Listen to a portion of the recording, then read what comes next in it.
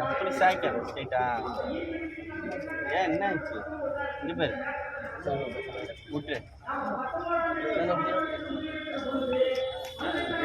Suresh audio மட்டும் கூட audio ஓகேடா. தனியாக ஆடிக்கிறீங்களா?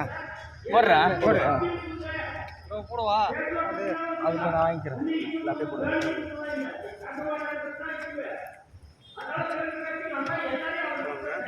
ரெடி ரெடி சொல்லுங்கள் சார். பிஎஸ்என்எல் என்ற மிக பிரம்மாண்டமான பொதுத்துறை நிறுவனம் அதனுடைய சேவைகள் தமிழகத்தில் பெரிய அளவில் பாதிக்கப்பட்டுள்ளது.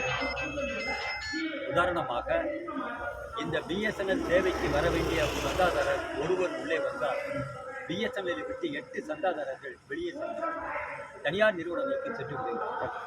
மார்க்கெட் ஷேரில் பிஎஸ்என்எல் ஒவ்வொரு நாளும் இழப்பை சந்திக்கிறது.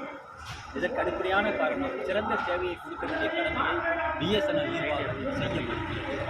குறிப்பாக தமிழகத்திலும் சென்னை தொலைபேசியிலும் காவல்துறை பிஎஸ்என்எல்லோடு ஒப்பந்தம் போட்டுள்ளது. அதன் பிரகாரம் 1 லட்சம் சிம் கார்டு சேவையை நாங்கள் காவல்துறைக்கு கொடுத்திருந்தோம். 4 கோடி ரூபாய் ஆண்டுதோறும் உங்களுக்கு வருமானத்தை சேவைகள் சரியில்லை என்று சொல்லி காவல்துறை பிஎஸ்என்எல் விட்டு விலக முடிவெடுத்தது.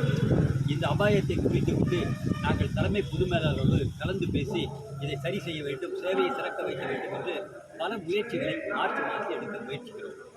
தொழிற்சங்கங்கள், அதிகாரிகள் சங்கங்கள், ஊழியர் சங்கங்கள் எல்லாம் இணைந்து இந்த சேவையை தமிழகத்திலும் சென்னையிலும் காக்க வேண்டும் என்று சொல்லி நாங்கள் பேட்டி கேட்டோம்.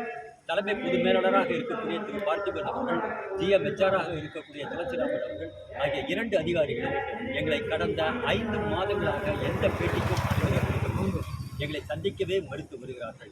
சேவை சீரழிந்து கொண்டிருக்கிறது. பாதுகாக்க வேண்டிய கவலை அவர்களுக்கு துளியும் இல்லை. ஊழியர் பிரச்சனைகள் தேங்கி கிடைக்கின்றன. அதை விவாதிப்பதற்கு சங்கங்களோடு அவர்கள் தயாராக இல்லை. நாங்கள் பலமுறை கதவை தட்டியும் திறக்கவில்லை என்ற ஒரே காரணத்தினால் நாங்கள் ஏற்கனவே கடந்த மாதம் ஒரு ஆர்ப்பாட்டத்தை நடத்தினோம்.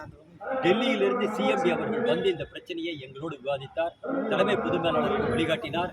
நீங்கள் தொழிற்சங்களோடு பேச வேண்டும், சேவையை சரியாக்க வேண்டும் என்றெல்லாம் வழிகாட்டுதல் கொடுத்தார். எந்த வழிகாட்டுதலையும் அதற்கு சென்ற பிறகு இந்த CGM திரு பார்த்திபன் அவர்கள் எடுக்கவே இல்லை. இன்று வரை எங்களை சந்திக்கவே இல்லை. எங்களால் ஊழியர் பிரச்சனைகள் தேங்கி கிடைக்கின்றன. தாக்குப்பிடிக்க முடியாமல் மூச்சு முட்டி வரக்கூடிய நிலையை தொழிற்சங்கங்களுக்கும் அதிகாரிகள் சங்கத்திற்கும் இந்த நிர்வாகம் ஏற்படுத்தும். எங்களுடைய கவலையெல்லாம் பொதுமக்கள் பிஎஸ்என்எல் விட்டு விலகாமல் இருக்க வேண்டும் என்றால் சிறந்த சேவையை கொடுக்க வேண்டும். அதற்கு முட்டுக்கட்டையாக இந்த மாநில நிர்வாகம் இருக்கிறது. அதை எதிர்த்துத்தான் நாங்கள் இந்த சிட்-இன் ப்ரொட்டஸ்ட் என்ற புரோகிராமை இன்று நடத்தி கொண்டிருக்கிறோம். இதுவரை நிர்வாகம் எங்களை இந்த நிமிடம் வரை அழைக்கவில்லை, பேசவே அழைக்கல. பொதுவாக போராட்டத்தில் இருந்தால் கூப்பிட்டு பேசுவாங்க, அழைப்பாங்க, என்ன செய்யணும் என்று காது கொடுத்து கேட்பார்கள். அப்படிப்பட்ட குணாதிசயமே இந்த மாநிலத்திற்கு இல்லாமல் இருக்கிறது.